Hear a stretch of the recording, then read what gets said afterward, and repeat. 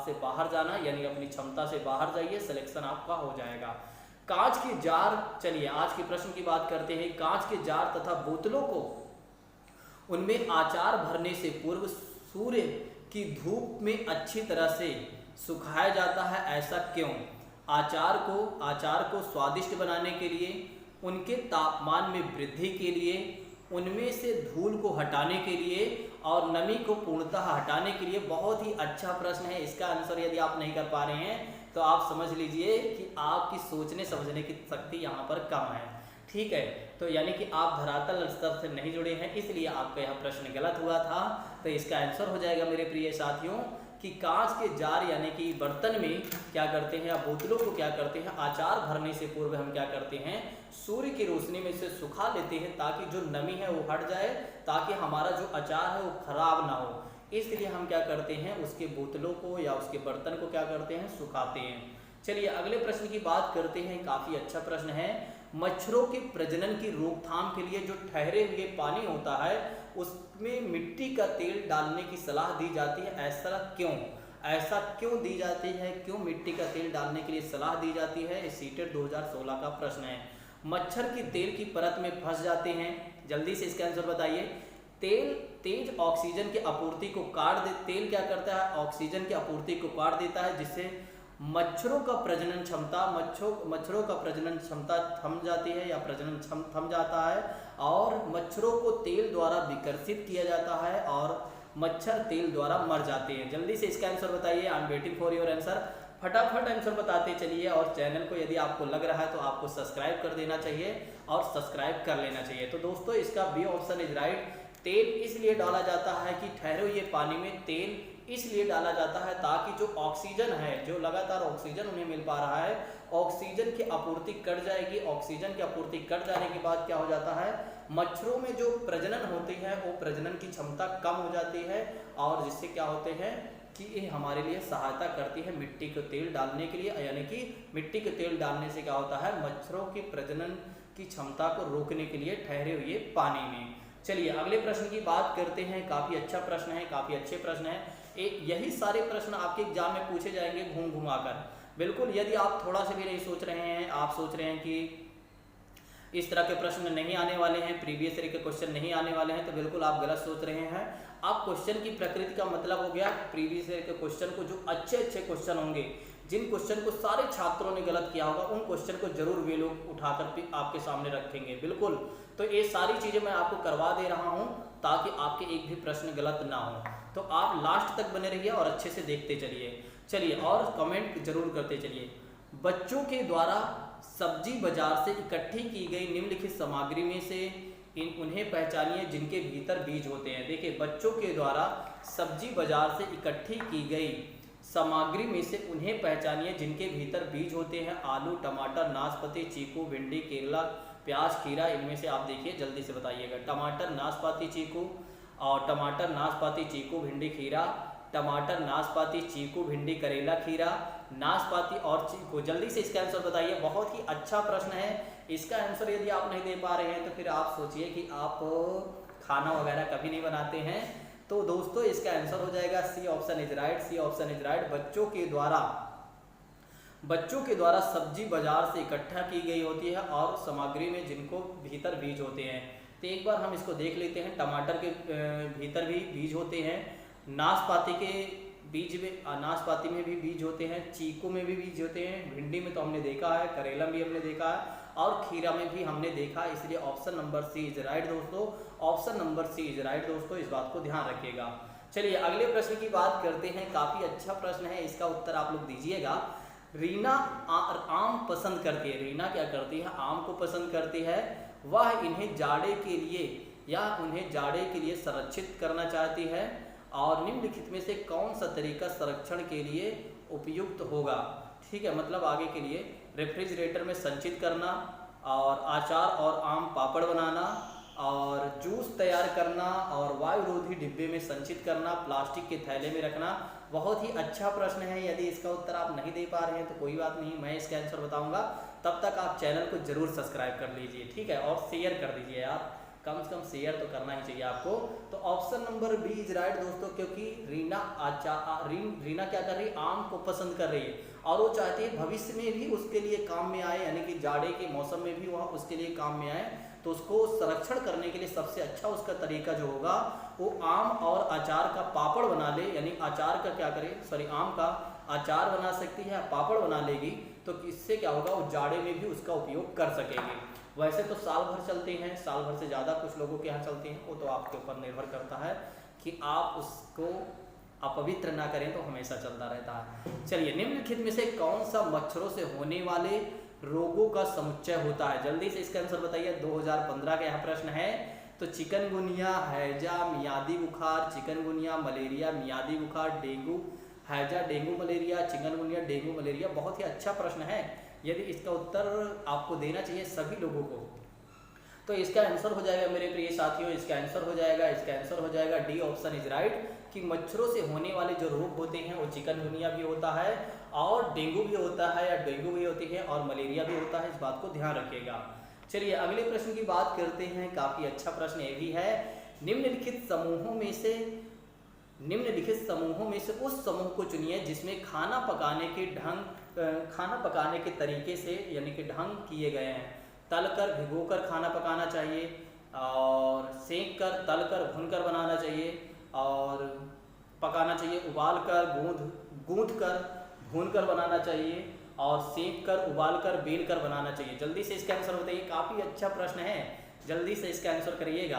खाना पकाने के सही तरीका क्या हो सकता है, आप लोगों से बेहतर कौन बता सकता है। ठीक है, तो इसका आंसर हो जाएगा सेंक कर, तल कर, भूनकर बनाएंगे तो खाना बहुत बेहतर तरीका, यानी खाना बनाने के बहुत बेहतर तरीका हो सकता है। ठीक है, तो तल कर, वैसे सेक कर भी सही है, सेक कर, तल कर, भूनकर सही है। ठीक है, सेक कर, ठीक है, तो इसका ऑप्शन बी ही सही होना चाहिए और बी सही भी है लग रहा है जहाँ तक 99%। चलिए अगले प्रश्न की बात करते हैं। यदि उसमें कोई गलतियाँ भी आपको नज़र आ रही होंगी, यदि आपको सुधार लगता है तो सुधार कर लीजिएगा। ठीक है, पसंद नापसंद के बारे में चर्चा करते समय, पसंद नापसंद के बारे में चर्चा करते समय किसी छात्र ने कहा कि मुझे और मेरी माँ दोनों को सांप खाना बहुत पसंद है, और जब भी हमारी सांप खाने की इच्छा होती है, हम पास के किसी होटल में जाकर लिंगहीन फेन खाते हैं। यह छात्र कहाँ का हो सकता है, असम का, हांगकांग का, उड़ीसा का, अरुणाचल प्रदेश का। जल्दी से इसका आंसर बताइए। इसका आंसर मुझे लगता है कुछ ही छात्र दे पाएंगे, कुछ लोग कुछ अलग ही सोच रहे होंगे। बिल्कुल जल्दी से इसका आंसर दीजिए, और सब्सक्राइब जरूर कर लीजिए यदि आप नए हैं। तो हांगकांग, जैसा कि आप जानते हो कि सांप खाने वाले लोग कहाँ होते हैं, चाइना, हांगकांग की बात करिए तो वहाँ पर चाइना के लोग, हांगकांग के लोग, ये लोग क्या करते हैं, सांप, बिच्छू यही सब खाते हैं, आप तो जानते हैं सब। चलिए, रजत ने अपने मित्र से कहा कि मैं नहीं खेल सकता क्योंकि मुझे बुखार है। मैं कपकपी, बुखार, सिरदर्द, अंत में पसीना आने के चक्कर से गुजरता हूँ, और रक्त की जांच के बाद डॉक्टर ने मुझे एक कड़वी दवाई दी है। रजत किस रोग से पीड़ित है, जल्दी से इसका आंसर बताइए। मियादी बुखार, अतिसार, हैजा, मलेरिया। जिसने भी एक तरीके से ये सारी चीज़ें पढ़े होंगे रोग वाले चैप्टर को, इसका आंसर जरूर सही होगा, उसका क्वेश्चन जरूर सही होगा आज के प्रश्न में। तो इसका आंसर हो जाएगा दोस्तों मलेरिया, इस बात को ध्यान रखिएगा। और मलेरिया की दवाई के लिए किसका प्रयोग किया जाता है आप लोग बताइएगा, या किससे दवाई बनती है आप लोग कमेंट करके बताइएगा। चलिए नेक्स्ट प्रश्न की बात करते हैं। यदि आप रेलगाड़ी द्वारा अहमदाबाद यानी गुजरात जाएं तो आपको रेलवे स्टेशन पर अधिकतर बेचने वाले खाने की कौन सी चीज़ें बेचते मिलेंगे लोग। ढोकला, चटनी, नींबू वाले चावल, छोले भटूरे, लस्सी, इडली, चटनी, बड़ा चटनी और पूरी, साग तथा ठंडा दूध। जल्दी से इसका आंसर बताइए। यदि आप रेलगाड़ी के माध्यम से गुजरात जा रहे हैं तो आपको रेलवे स्टेशन पर बेचने वाले कौन से लोग मिलेंगे, जल्दी से इसका आंसर बताइए। बहुत ही अच्छा प्रश्न है, बिल्कुल आप सोच रहे होंगे कि कौन सा मैं इसका आंसर सही करूं, सभी तो एक जैसे लग रहे हैं। तो इसका आंसर हो जाएगा मेरे प्रिय साथियों ढोकला, चटनी, नींबू और चावल। बिल्कुल इस तरह के प्रश्न आपके एग्जाम में पूछा जाएगा। ठीक है, सीटेट ने कुछ परिवर्तन नहीं किया। सीटेट ने बोला है कि हमने परिवर्तन किया है, लेकिन हम समझ रहे हैं सीटेट का क्या करना करेगा कि सीटेट क्या करेगा, प्रीवियस ईयर के जो सबसे अच्छे क्वेश्चन हैं जिनमें सबको कंफ्यूजन रहती है उन्हीं क्वेश्चन को पिकअप करेगा और आपके सामने रख देगा कि बेटा आप इसको बताइए। ठीक है, जिसको आप बता नहीं पाएंगे, यदि आप टेस्ट सीरीज नहीं फॉलो कर रहे हैं, यदि आप केवल और केवल पढ़ रहे हैं, तो आप ये समझ लीजिए सीटेट में आपके कम नंबर आने वाले हैं। इस बात को ध्यान रखिएगा। तो ध्यान रखिएगा, जब आप रेलगाड़ी से अहमदाबाद यानी गुजरात जाते हैं तो वहाँ पर जो बेचने वाले लोग मिलेंगे, ढोकला वाले मिलेंगे, चटनी वाले लोग मिलेंगे, नींबू और चावल वाले मिलेंगे। इस बात को ध्यान रखिएगा।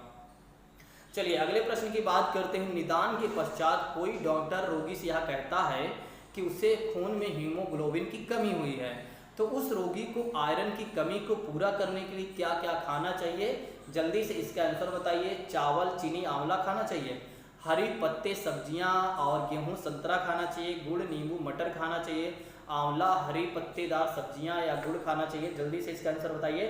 काफ़ी अच्छा प्रश्न है। इसका आंसर कुछ ही छात्र कर पा रहे हैं, ठीक है, लेकिन बहुत ही सरल प्रश्न है। ठीक है, तो थोड़ा सा लॉजिक लगाकर इस तरह के प्रश्नों को आपको सॉल्व करना चाहिए। जब हीमोग्लोबिन की कमी है तो रोगी को आयरन यानी कि लोहे को, आयरन मतलब लोहे को पूरा करने के लिए क्या करना चाहिए? आंवला खाना चाहिए भैया, और हरी पत्तेदार सब्जियां खाना चाहिए, गुड़ तो जरूर खाना चाहिए। वो क्या करता है, उनकी सहायता करता है आयरन के लिए।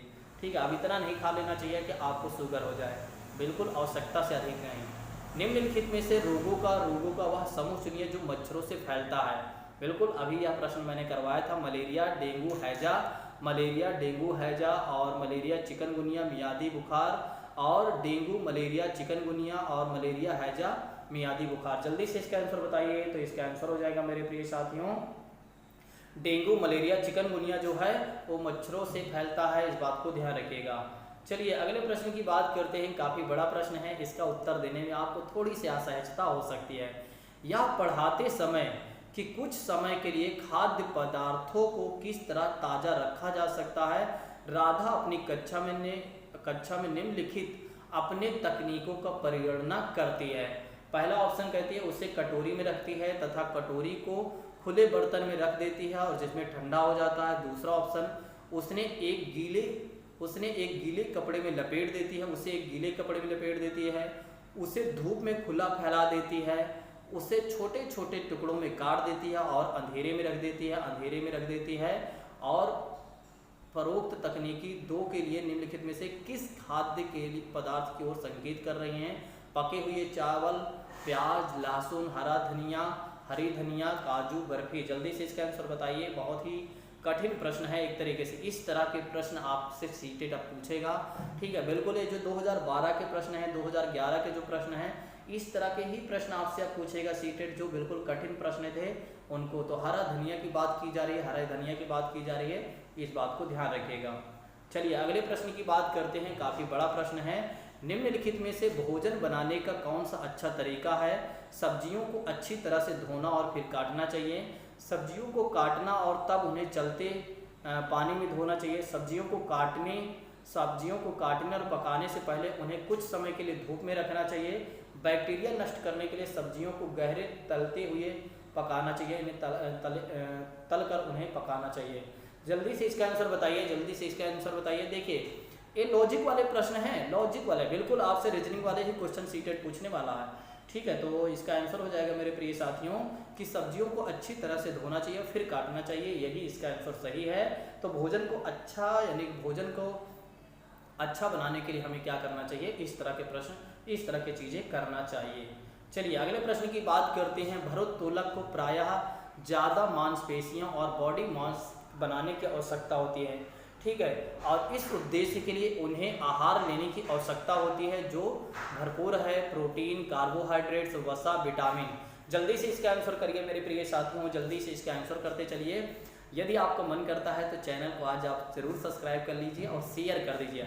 आज ज़्यादा से ज़्यादा लोगों को शेयर करिए, कम से कम 8-10 से 15 लोग बढ़ने चाहिए। ठीक है, पिछले कुछ दिनों से सब्सक्राइबर कम बढ़ रहे हैं। ठीक है, तो आप लोगों से विनम्र निवेदन है कि आप लोग थोड़ा से सहायता करिए।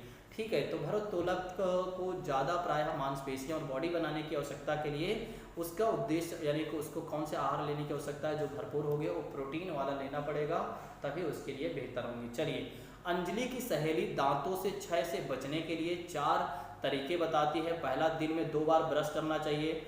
इनेमल कम ना हो इसके लिए ब्रेसिज पहनना चाहिए। मिठाई चॉकलेट्स और कार्बन डाई युक्त पेय पदार्थ ना लें। हर खाने के बाद कुल्ला करें, मतलब जो भी चीज़ें खाएं तुरंत कुल्ला करना चाहिए। जल्दी से इसका आंसर बताइए कि कौन सा सही है। जल्दी से इसका आंसर बताइए तो कौन सा सही है, जल्दी से आंसर बताइए। कुछ ही छात्र इसका आंसर दे पा रहे होंगे। बिल्कुल, अगर आप थोड़ा सा इसमें ट्रिक लगा दें तो आपके आंसर सही हो सकते हैं, आपका आंसर सही हो सकता है। तो इसका आंसर हो जाएगा मेरे प्रिय साथियों 1, 3, 4। तो 2 वाला तो आपको बिल्कुल काट देना चाहिए। हाँ, यहाँ पर कहा जा रहा है मिठाई चॉकलेट, इसलिए तीसरा सही है। ठीक है, 2 तो सही होगा ही नहीं, तो जहाँ जहाँ आपको 2 मिल रहा है वहाँ आप काट दीजिए। ठीक है, तो 2 तो सही होगा ही नहीं, चौथा भी सही हो रहा है, तो चौथा भी सही हो रहा है, इसलिए आपका बी ऑप्शन इज राइट दोस्तों, बी ऑप्शन इज राइट। चलिए नेक्स्ट प्रश्न की बात करते हैं। निम्नलिखित में से कौन से शब्द समूह आपस में निकटी रूप से संबंधित हैं? जल्दी से इसका आंसर बताइए कि निम्नलिखित में से कौन से शब्द समूह आपस में निकटी रूप में संबंधित है? मच्छर, मलेरिया, एनीमिया, लौह मलेरिया, एनीमिया रक्त, और लौह हीमोग्लोबिन, एनीमिया आंवला, और मच्छर डेंगू लौह गुड़। जल्दी से इसके आंसर बताइए। काफ़ी अच्छा प्रश्न है, इस तरह के प्रश्न को आपको सॉल्व करना चाहिए। अब आप सोचिए कि सीटेट आपसे किस तरह के प्रश्न पूछने वाला, आप क्या सोच रहे हैं? बिल्कुल इसी तरह के प्रश्न आपसे पूछेगा जो आपके प्रीवियस में क्वेश्चन पूछे गए हैं, जिनका उत्तर कम ही छात्र दे पाए हैं, उनको सब पता है। आप ये सोच रहे हैं कि उनको कैसे पता चलेगा कि इस आंसर का, इस क्वेश्चन का काफ़ी छात्र गलत किए थे, उनको सब पता है। वे बहुत बड़े एक तरीके से क्या कह सकते हैं, अनुभवी व्यक्ति होते हैं, उन्हें सब पता है कि किस क्वेश्चन को छात्रों ने नहीं सॉल्व कर पाए थे, और उनके पास डेटा भी तो होता है। ठीक है, तो निम्नलिखित में से कौन सा शब्द समूह में आपस में निकटी रूप है? लौह, हीमोग्लोबिन, एनीमिया और आंवला, इस बात को ध्यान रखिएगा। आरती एक पोस्टर पर एक बीमारी की रोकथाम से संबंधित निम्नलिखित सावधानियां पढ़ती है। वह पढ़ती है अपने आसपास पानी को जमा ना होने दें, पानी के बर्तन, कूलरों और टंकियों को साफ रखें, यदि कुछ जगहों पर पानी इकट्ठा हो जाता है तो तेल का छिड़काव करें। पोस्टर का उद्देश्य क्या है कि जल्दी से इसका आंसर बताइए। डेंगू और जापानी मस्तिष्क ज्वर, चेचक और मलेरिया के बारे में जागरूकता पैदा करना, डेंगू और स्वाइन फ्लू, ठीक है, और आई फ्लू, ठीक है, और टाइफाइड और हैजा। जल्दी से इसका आंसर बताइए, जल्दी से इसका आंसर बताइए। तो इसका आंसर हो जाएगा मेरे प्रिय साथियों, इसका आंसर हो जाएगा option number A is right दोस्तों। यहाँ पर कहा जा रहा है पोस्टर का उद्देश्य है डेंगू और जापानी मस्तिष्क ज्वर के फैलने के बारे में रोकना, यानी जागरूकता पैदा करना, यह पोस्टर यह दिखाता है। चलिए अगले प्रश्न की बात करते हैं। काफ़ी बड़े बड़े प्रश्न हैं, आप देख रहे हैं। ठीक है, चलिए मीरा और दिव्या छोटी लड़कियां हैं। मीरा और दिव्या छोटी लड़कियां हैं। मीरा समोसे, कटलेट और डबल रोटी खाना पसंद करती है, जबकि दिव्या जो है ऐसा भोजन पसंद करती है जिसमें लौह तत्व की कमी है। और मीरा और दिव्या को निम्नलिखित बीमारियों में से कौन सी बीमारी होगी? एनीमिया और रतौंधी, मोटापा और एनीमिया, मोटापा और स्कर्वी और एनीमिया। जल्दी से इसका आंसर बताइए। बिल्कुल इसी तरह के प्रश्न आपके एग्जाम में आप पूछे जाएंगे सीटेट वाले में। ठीक है, बिल्कुल इसी तरह के। तो आपका ध्यान बहुत अच्छा होना चाहिए, आपकी समझ बहुत अच्छी होनी चाहिए। तो इसका आंसर हो जाएगा मोटापा और एनीमिया इज राइट दोस्तों, यानी कि बी ऑप्शन इज राइट। इस बात को ध्यान रखिएगा। चलिए इसका आंसर बताइए। रीना अपने घर का कूड़ा नीचे दर्शाए गए 2 तरीकों से ढेरियों में अलग करती है। केले के छिलकों के क्या करती है? जैम को। जल्दी से इसका आंसर बताइएगा। ठीक है, और सब्जियों के छिलकों को, सूखी पत्तियों को, जैम की बोतलों को, सॉस के बोतलों को, उपयोग में लाए गए टूथपेस्ट को, प्लास्टिक के खिलौने को।